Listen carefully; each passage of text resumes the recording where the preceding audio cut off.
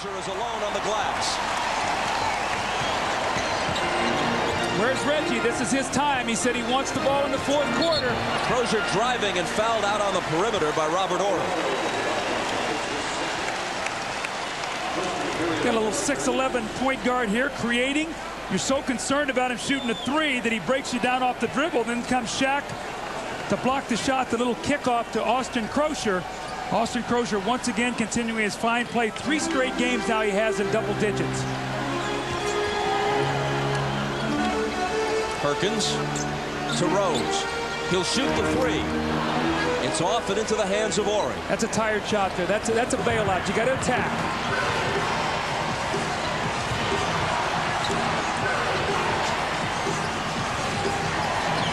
Rose went for the steal, didn't get it. Horry dumps it into Shaq. He's double teamed. He's looking for help. 5 seconds to shoot. Fisher off the fake.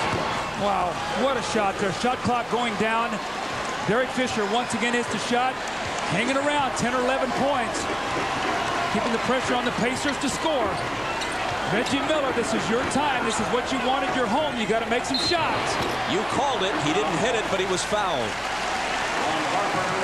And that's an almost automatic 2 points since Reggie is a 91% free throw shooter. Now this is the Reggie Miller that we normally see. A guy who's coming off the screen with one thing in mind, to be offensive minded, not to be a passer.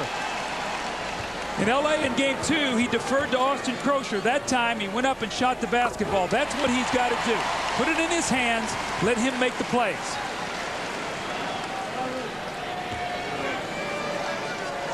That was Miller's first fourth quarter point. Shaq, meanwhile, is scoreless to this point after 4.5 minutes of the fourth quarter. Scoreless in this period. O'Neal has 26 points and 9 rebounds. Reggie Miller has 27 now for the Pacers.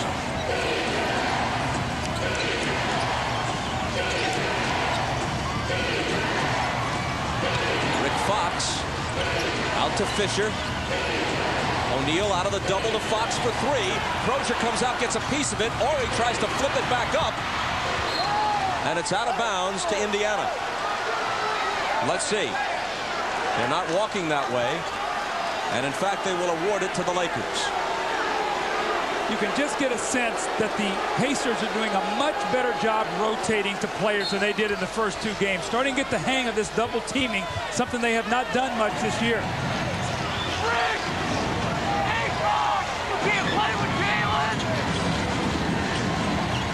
Fox back to O'Neal.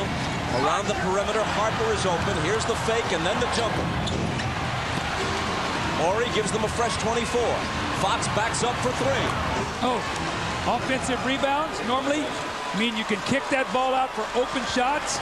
You have to remember that play right there, Bob. Instead of the rebound coming down up 13, it's now a 10-point game. Once again, the Lakers hanging close. Miller along the baseline. He goes tumbling into the row of photographers and gets cozy with official Bernie Fryer. Bernie tried to hold him up, and then Reggie was going down. They both went down together, and you see Ron Harper goes over. Ron Harper's a great sportsman. He asked Reggie, are you okay?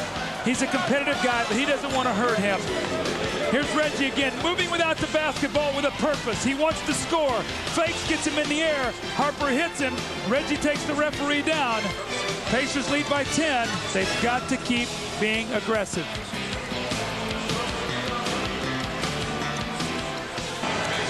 You know, it's some country when you can find gainful employment doing that.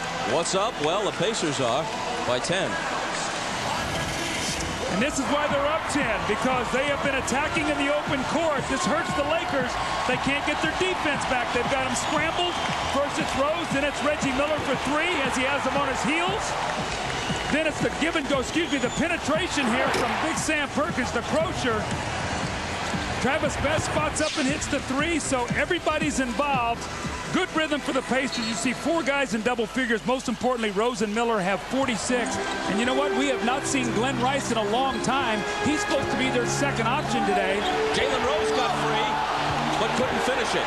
Well, I thought that was goaltending. But again, Glenn Rice, who's supposed to be their second option without Kobe, they have Fox in the game with Harper. I guess they're going with defense instead of offense here. Harper looking for Shaq. He touch passes it out to Ori. Now Fisher, who hits another big shot for the Lakers. Well, they're trusting it. Shaq is not trying to force anything. Down to a 7-point game here. At what point in time does Larry Bird look and maybe go back with Mark Jackson here if this continues to close down? Miller, catch and shoot. It spins out, and Shaq claims the rebound. The Lakers have made several pushes. They've never gotten any closer than 7.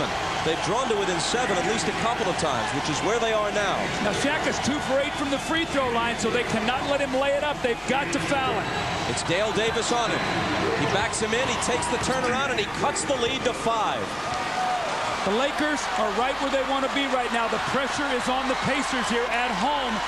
The Lakers have a little bit of a cushion, so right now the edge has to go to them. The Pacers have got to stay sharp. Doing a lot of standing around here, Bob, on their offense. That clock once again winding down on them. Crozier screens for Best, leaving him alone for 3, and there's your answer. Wow, they needed that, and Travis Best has hit 2 huge threes. Phil Jackson's going to call a timeout.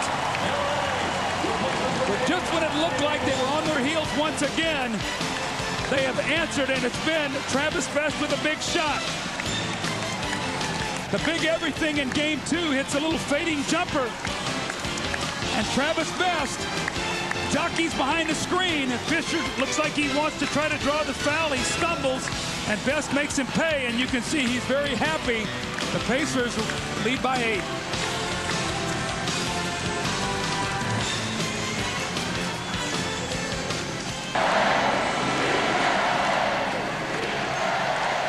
When I spoke to Reggie Miller yesterday, he said, you know what, we did a pretty good job on Shaq. We made him work, we fouled him, he put him to the line 39 times, he got 40 points, he had his 24 rebounds, but what we couldn't let have happen is for Rice and Harper to get 42 points. We just got to defend these 2 guys. Well, you know what, today they have done that. Glenn Rice is on the bench today, only taking 7 shots, Harper 4 of 12, 7 for 19, 16 points. So if they win, this could be a huge key as to why. And Rice is scoreless in the second half. Here's another Doug Collins axiom. Bench players generally perform better at home. Travis Best, 14 points on 5 of 6 shooting and a couple of big threes.